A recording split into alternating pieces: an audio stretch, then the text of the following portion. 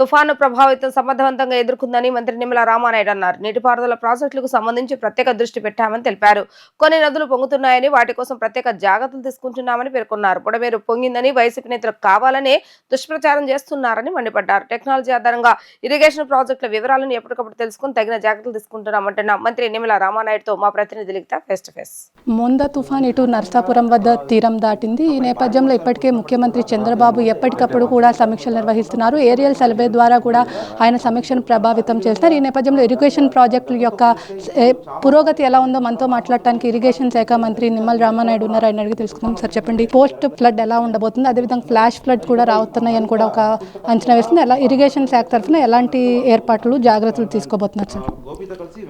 ఏదైతే గత 4-5 రోజులుగా ముఖ్యమంత్రి గారు నిర్విరామంగా రాత్రి పగలు కూడా ఆయన రియల్ టైం గవర్నెన్స్లో కూర్చుని ఎప్పటికప్పుడు మాకు ఇచ్చినటువంటి సూచనలు ఏవైతే ఉన్నాయో, డైరెక్షన్స్ ఏవైతే ఉన్నాయో అవన్నీ కూడా సత్ఫలితాలు ఇచ్చినటువంటి పరిస్థితి మనం చూస్తూ ఉన్నాం. 3-4 రాష్ట్రాలని సైతం కుదిపేసినటువంటి ఈ తుఫాను ఈవేళ ప్రాణ నష్టం జరగకుండా కాపాడుకోవడంలో కానీ, ఆస్తి నష్టం జరగకుండా మరి తగ్గించడంలో కానీ ఖచ్చితంగా రియల్ టైం గవర్నెన్స్ ఖచ్చితంగా మా అందరికి కూడా ఉపయోగపడింది. అందులో భాగంగానే ఈరోజు మా ఇరిగేషన్ కూడా, ఎందుకంటే ప్రతి శాఖను కూడా ఆయన సమన్వయం చేస్తూ, అందులో కూడా ఏదైతే మొన్న రైనీ సీజన్ ముగుస్తున్నటువంటి పరిస్థితి, అందుచేతనే ప్రాజెక్టుల దగ్గర నుంచి రిజర్వాయర్ల దగ్గర నుంచి అన్నీ కూడా మేము ఫుల్ఫిల్ చేసుకునించుకున్నాం. ఎందుకంటే మళ్ళీ ఇన్ఫ్లో వచ్చే అవకాశాలు లేవు కాబట్టి నదులకి రేపు మళ్ళీ వచ్చే జూన్ వరకు కూడా ఇదే నీరు అటు సాగునీరుకి త్రాగునీరుకి ఉపయోగించుకోవాలి. కాబట్టి అట్లా నిలువ చేసుకోవడం వల్ల ఎక్కడ చూసినా కూడా నిండు కుండల్లో జలకాలతో ఉట్టుపడుతూ ఉన్నాయి. అటువంటి సమయంలో ఈ యొక్క సైక్లోన్ అనౌన్స్ చేసేటప్పటికీ ఏదైతే ఈ యొక్క సూచనల ద్వారా ఆ యొక్క ప్రాజెక్టులు కానీ ఆ రిజర్వాయర్ల యొక్క క్యాచ్మెంట్ ఏరియా అయితే ఉందో అక్కడ ఎంత రెయిన్స్ పడుతున్నాయి ఎప్పటికప్పుడు ఎక్స్పెక్టేషన్ చేసి దానికి అనుగుణంగా అక్కడ అవుట్ఫ్లోని ముందుగానే ప్రాజెక్టుల నుంచి ఇచ్చి, తద్వారా అక్కడ క్వశ్చన్ ప్రతి 5 టీఎంసీలు 10 టీఎంసీలు అట్లా ప్రతి ప్రాజెక్టుకి రిజర్వాయర్కి క్వశ్చన్ పెట్టుకోవడంతో కొన్ని చోట్ల పెద్ద ఎత్తున వర్షాలు వచ్చినా కూడా ఆ క్వశ్చన్ ఉండడం, ఆ అవుట్ఫ్లోను కూడా ఇన్ టైంలో ఫ్లడ్ మేనేజ్మెంట్ చేయడం వల్ల కొంతమేర ఆ ప్రాజెక్టులు కానీ రిజర్వాయర్లు కానీ నష్టం జరగకుండా చూసుకునేటువంటి పరిస్థితి కనబడుతుంది. ఏదైతే ఇక తీరం దాటిన తర్వాత కూడా ఇప్పుడు కూడా కొన్ని చోట్ల వర్షాలు, అంటే తీరం దాటినటువంటి వెస్ట్ కోనసీమ ఈ ప్రాంతాల్లో కొంత వర్షం తక్కువ ఉండి గాలిల వల్ల ఎక్కువ నష్టం జరిగినటువంటి పరిస్థితి.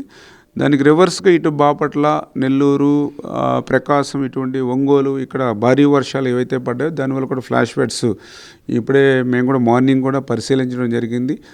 గుండ్లగమ్మకు సంబంధించి ఎక్స్పెక్ట్ చేసాం ఈరోజు రాత్రికి 1,10,000 1,20,000 వస్తుందని. నిన్న ఎక్స్పెక్ట్ చేసినటువంటి విధంగా ఈరోజు వస్తుంది. ఈరోజు వచ్చినా కూడా దానికి ముందుగానే మార్నింగ్ నుంచి కూడా 50,000 70,000 1,00,000 రిలీజ్ చేసుకుంటూ వస్తాం. దానివల్ల ఈరోజు 1,10,000 ఇమీడియట్లీ ఇప్పుడు వచ్చినా కూడా ముందు నుంచి కూడా మేనేజ్మెంట్ చేశాం కాబట్టి నష్టాన్ని తగ్గించుకోగలుగుతున్నాం. అంటే ఇట్లా ఒక ముందు చూపుతూ వెళ్తూ ఉన్నాం. అదేవిధంగా ఏదైతే వెలిగొండకు సంబంధించి కూడా మధ్యాహ్నం కూడా ఐడెంటిఫై చేయడం జరిగింది.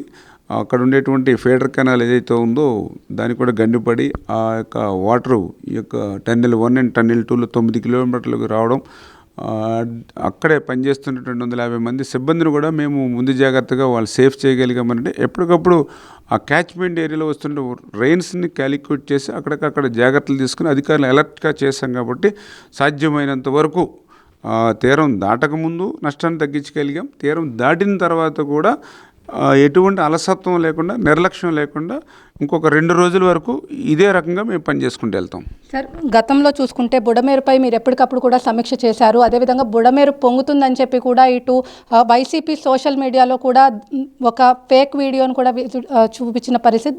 దీని మీద మీ కామెంట్?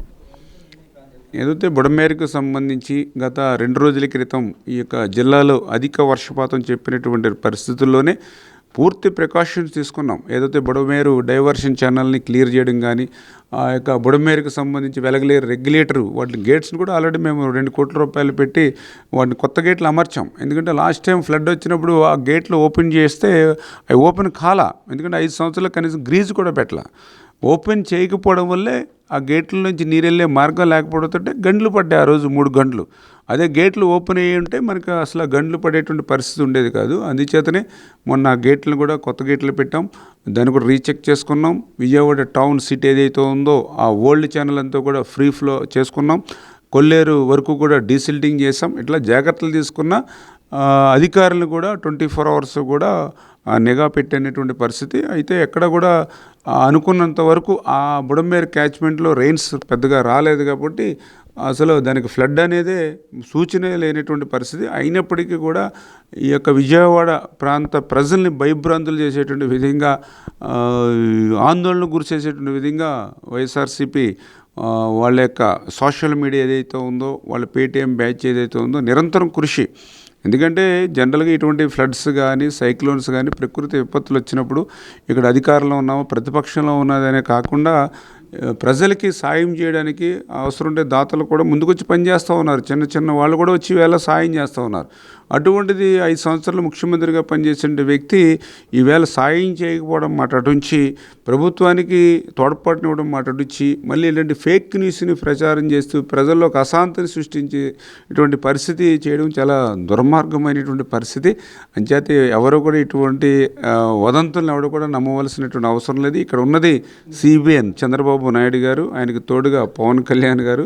అంచేత ఖచ్చితంగా పైన నరేంద్ర మోడీ గారు కూడా పూర్తి సాయం అందిస్తున్నారు. ఖచ్చితంగా 100కి 100% కూడా ప్రజలకు అండగా ఉంటాం. సార్, సిబిఎన్ అంటే టెక్నాలజీ అంటారు. టెక్నాలజీగా ఈ ఇరిగేషన్ పరంగా టెక్నాలజీ ఏ రకంగా ఉపయోగించుకున్నారు సార్?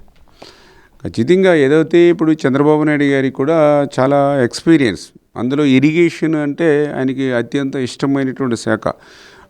ఏదైతే ఆ రోజు ఎన్టీ రామారావు దగ్గర నుంచి ఈ రోజు వరకు కూడా ఈ రాష్ట్రంలో ఇరిగేషన్కి అత్యంత ప్రాధాన్యత ఇచ్చింది చంద్రబాబు నాయుడు గారు.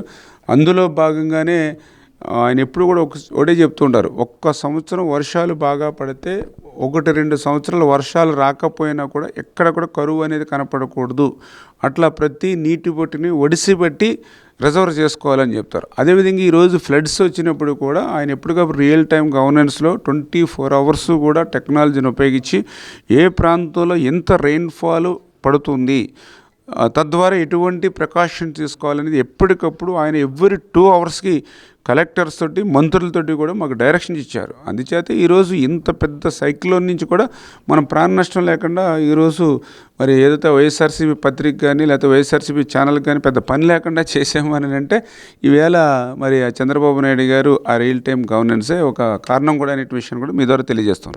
ఇది మొత్తం మీద చూసుకున్నట్లయితే ఇటు ముఖ్యమంత్రి చంద్రబాబు ఎప్పటికప్పుడు కూడా ప్రాణ నష్టం, ఆస్తి నష్టం లేకుండా ఎప్పటికప్పుడు కూడా ఇరిగేషన్పై సమీక్ష నిర్వహిస్తున్నారు. ఈ నేపథ్యంలో ఫ్లాష్ ఫ్లడ్స్ ఏదైతే ఉందో ఎప్పటికప్పుడు కూడా సమీక్ష నిర్వహించి ఇప్పటికీ ప్రాణ నష్టం, ఆస్తి నష్టం లేకుండా కూడా ఎప్పటికప్పుడు సమీక్ష చేస్తున్నారని చెప్పి కూడా ఇక్కడ నిమ్మల రామానాయుడు చెప్తున్నారు. ఇది ఇక్కడ పరిస్థితి. వీడియో జర్నలిస్ట్ శ్యామ్తో లిఖిత, డిజిటల్ న్యూస్, సెక్రటేరియట్ నుంచి.